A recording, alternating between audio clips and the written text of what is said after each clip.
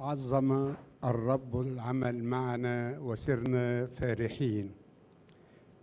سيدنا صاحب النيافة الحبر الجليل الأنبا ديسكوروس، آبائي المبجلين والقديسين المطارنة والأساقفة المجتمعين معنا في هذا اليوم، لقد مرت وآباء والإخوة والأخوات أو الأخوات والإخوة الضيوف الكرام الذين أتوا ليشاركونا فرحتنا في تجليس نيافة الأنبا ديسكوروس أسقفاً وأباً وراعياً علينا.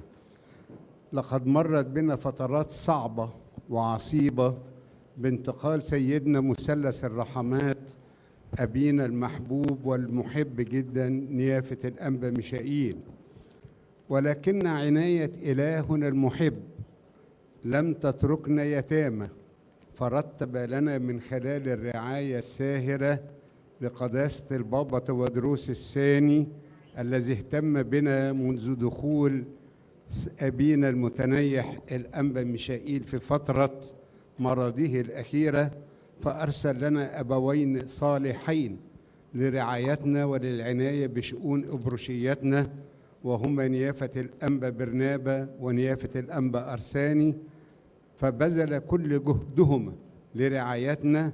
ولن ننسى تعب نيافة الأنبا برنابا في سفرياته المتكررة لافتقاد كل كنائس الأبروشية وهي منتشرة على مساحة كبيرة جدا، ولم يدخر من جهده جهدا في الاهتمام بكل صغير وكبير، وبما له من قلب ممتلئ بالمحبة وسعة الصدر استطاع في زمن قصير أن يجد حلاً لمشاكل الكثيرين. شكراً يا سيدنا على محبتك وتعبك معنا.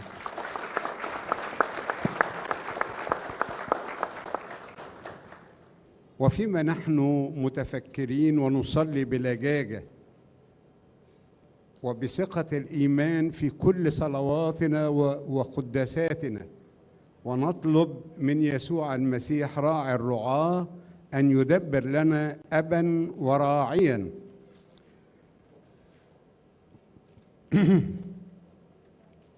وأباً راعياً صالحاً ليرعانا بالبر والعدل والتقوى، فإذا بقداسة البابا يوقظ قلوبنا وأفكارنا لتزكية أحد الآباء من بيننا ليتولى هذه المسؤولية الكبيرة.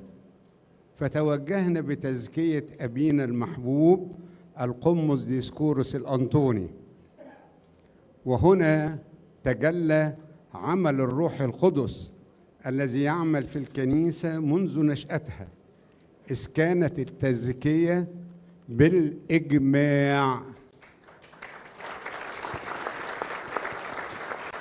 وليست بالأغلبية على اختيار نيافة الأنبا ديسكوروس ليكون أباً وأسقفاً وراعياً ليرعى كنيسة الله بأمانة وعدل وبر.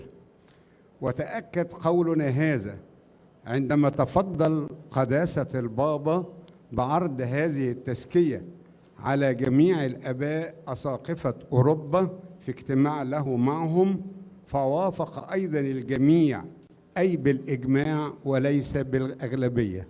كل الآباء أساقفة أوروبا وافقوا قداسة البابا على هذه التزكية، ونحن واثقين أن روح الله القدس الذي يعمل في الكنيسة دائما عبر تاريخها المجيد لأكثر من 2000 عام سيكون مصاحبا ومؤيدا لنيافتك في كل أعمالك وخدماتك سيدنا المحبوب الأنبا ديسكوروس.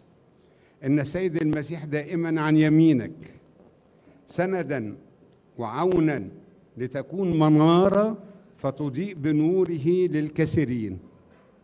يا من قال عنك قداسة البابا في يوم رسامتك إنك أب راهب لك خبرتك في الرهبنة، أب فاضل حسن السيرة محب للجميع ومحبوب من الكل في وسط كنيسة سوى الكنائس القبطية بالأبروشية وكل ألمانيا. أو مع الكنائس الأجنبية التي تعاملت معها، فالكل يكن لك حبا واحتراما وخضوعا.